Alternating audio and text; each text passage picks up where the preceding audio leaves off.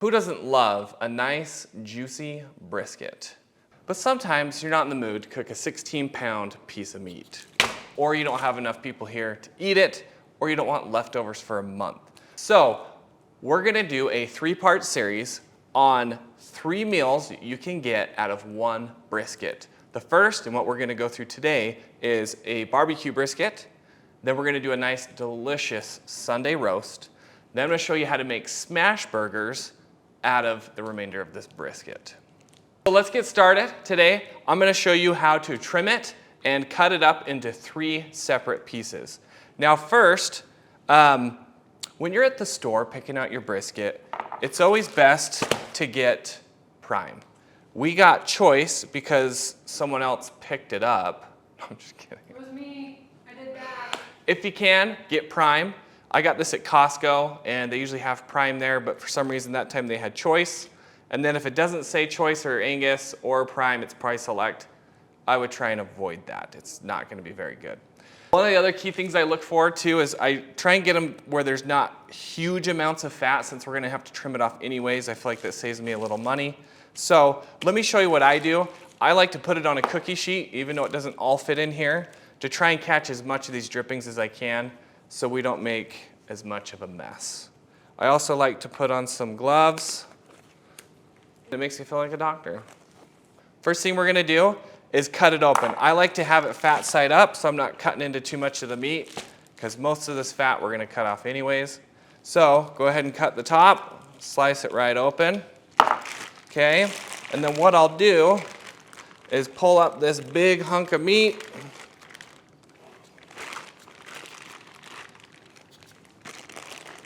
Okay, we got all those drippings there. Let it drip for a minute. My lovely assistant's gonna come remove the cutting board. Yep. Okay, so now we're just left with the brisket. A quick anatomy lesson here. On a whole packer brisket, you have the point and the flat. A whole packer? That's what it's called, yeah. I didn't know that. Yeah. So right here is the flat. This part isn't as fatty as the point, and the point rests here on top. You can see part of it here, and it comes all the way over.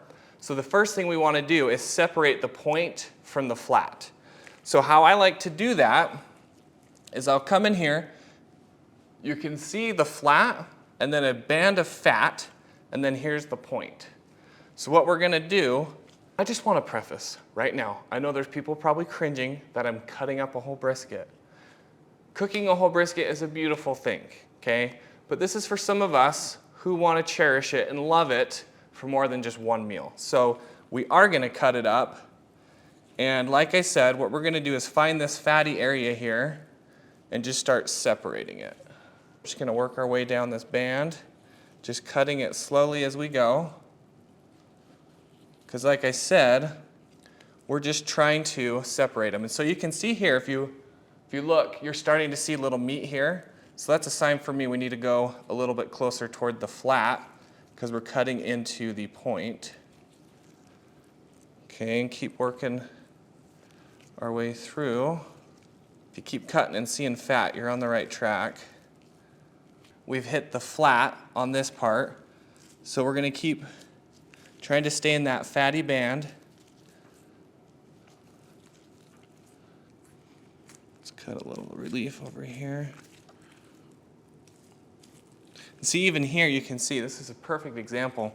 You can see a membrane here and here. So we know we're right in between the 2 muscles that we're trying to separate. So we just want to stay right in that band. It doesn't have to be perfect. Don't stress. It should be pretty easy and straightforward. Like I've said before, as long as you're in this nice fatty area, so we started like this, we've made our way across, we're still in this fatty area, you should be good. Here on this last part, we've kind of gotten to this weird area. I'll just go through and just cut it free. Now we've got ourselves the flat, and then we've got the point. So this was right here. And we've just gone through and cut it off. And part of the point's still right here, but we did our best. So now what we're gonna do is go through and cut some of this excess fat. I like to try and keep about a 1/4 inch on top. And if you want less fat, you can trim less. If you just want to keep it all on, that's fine too. But we do want some of this fat because we're going to use it for our smash burgers. Okay, so there is a part, I'm pretty sure it's called the decal, and it's just a solid hunk of fat. And so what I would recommend is the opposite side from this big fat chunk. So we're going to cut it in half. We're going to go ahead and cut it in half. Okay, and one of the sides is going to have a big fatty area. I would use this for the hamburger portion because most of this we're just going to grind up anyways for hamburger. And this one here we're going to save for our nice Sunday roast. But for today, we're going to focus on the point, my favorite part. It's got a little more fat in it. It's more juicy, tender. So same thing with before. Let's go through and trim off some of this excess fat, because when you get too much on there, it doesn't really render as well. That's why we want to remove some of it. And a little trick, if you're worried that you're not getting a 1/4 inch, that you're worried it's too much, you can always just do a little slit and then just check real quick. It's like, oh, okay, that looks like a 1/2 inch. I can take a little bit more. That's a quick, easy way to see how much fat you actually have on that section. Okay, so we've got most of it off on this side, and here's a good example. We have a little piece here that's got a lot of fat on it and it's not a lot of meat. Let's just cut that off. We'll donate that to the hamburgers because that'll probably dry up anyways. So let's flip it over. Let's check this side, get some of that excess fat off. So we've got our point here ready to go, all trimmed up. It's not perfect, but that's not what we're going for. We're going for a good meal. So generally, I like to salt it 12 hours in advance to let the salt just soak in and get that flavor all throughout.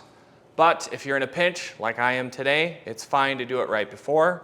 And what we want to do is just take the salt in our hand, sprinkle it, and I'm using kosher salt. Don't use table salt, use kosher salt. It'll break apart and penetrate into the meat, like when you put rock salt on ice on your driveway. Same concept. So put a nice, healthy portion of salt. And that's why I like to do this in advance, because it gives it more time to really soak down in. But we're going for a nice, even coat, like so. If you're worried about how much salt to do, it's better to undersalt, because you can add a little salt on after. If it's not salty enough, each slice you can add a little. But if you way over salt it, it's gross. So keep that in mind. Now we're gonna hit with some black pepper. We're keeping it simple today, just black pepper and salt. I recommend you try that if you've never done a brisket before. Start off just doing black pepper and salt. And then maybe a little garlic powder. We're doing a nice, good amount of black pepper. We want that black pepper taste. You can use freshly ground. It's just this is easier. It will have a more strong, more potent flavor with freshly ground black pepper. But this is what we're going with. I didn't want to take the time to do it. So flip it over. We're going to do the same on the opposite side. You can tell when I cut that plastic open I was a little too aggressive, but it's not going to affect the flavor much. When you're salting it, you want to come up a little higher so it distributes. It broadcasts a little further apart so you're not getting pockets of super saltiness. And black pepper. Today, with our cook, we're going to be using the ChefIQ Smart Thermometer.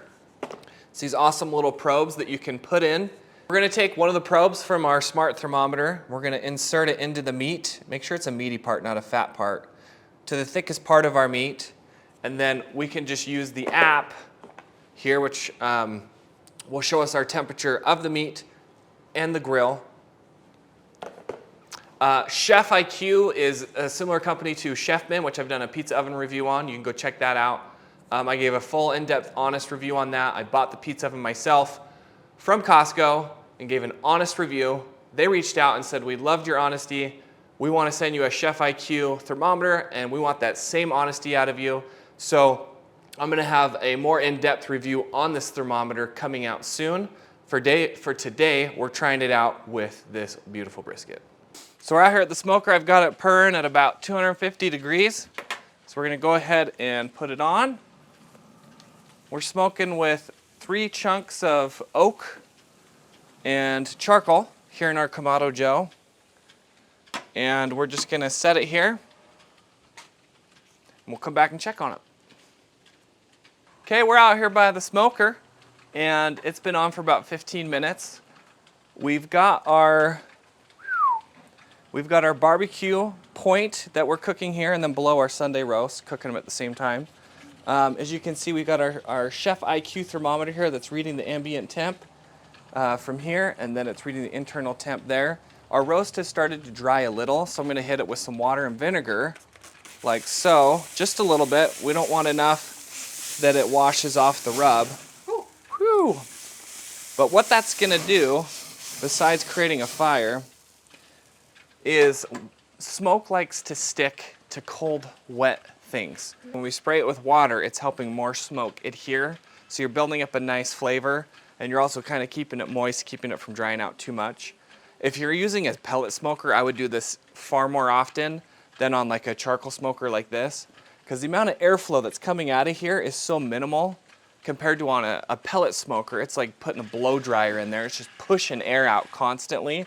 So it is a much drier area. So pellet smoker, I'd be doing this probably every 10, 15 minutes for the first hour and a half. Whereas on the charcoal smoker, I'll usually just do it once or twice. And that's good enough. So let's check in on our brisket. Like we mentioned earlier, we've got another, Sunday roast type brisket for another video going. But here's our current barbecue brisket. We did salt and pepper on it. Can you get a close up on that bark and look how good that looks? Is the camera getting that? Oh, that looks good. So that's when I know it's ready to foil. Is usually I wait till it hits 160 or higher, but I want that bark to have set. I don't want to foil it before the bark looks good like that, or else it doesn't have as good of a flavor. So let's go ahead and wrap it. I've got these, rubber gloves on so I don't burn my hands. And we're just gonna move this over to some tin foil. We're gonna remove our probe temporarily. And we're just gonna go ahead and wrap it. I like to use this heavy duty, bigger aluminum foil. Wrap it nice and tight. I like to fold it up so that way the juices and everything will stay in it. If you fold it down under, they tend to leak out. And then we'll take our probe, put it right back in, and we'll return this to the smoker. And we'll let it keep going, and we'll pull it off when we get there. We're a little over 9 hours into this whole ordeal, and our thermometer here is telling us that we should be good to go. So let's just take a look here visually. Look at that. Ooh, I just want to take a bite out of it right now. So the good thing with the thermometer is it gives us an idea when it might be done, but I don't always just go purely off of the thermometer. I'll grab another thermometer. I like the ThermoWorks one just because it's such a thin needle, and just poke it in. Can't see, sorry. You see now? I'll just go through and poke, and if it feels like very soft like this, in and out, that's a huge sign for me that it's done. And then the next thing you can do with brisket is kind of pick it up and wobble it. It should feel kind of like jello-y almost. You see that shaky shake? See how it's just like soft and movable? If it were more rigid and hard, it probably needs to cook longer. Probably hasn't rendered down that collagen enough, but you can see here, this is just flexible. So, oh yeah, especially through here. Ooh yeah. So, let's bring that inside and slice it up. We've got our brisket here. This is the point. Let's slice into it and see how it turned out, because I know a lot of people might have hesitations about cutting up a brisket because they think it's going to be dry and not very juicy. So let's go ahead and get a slice.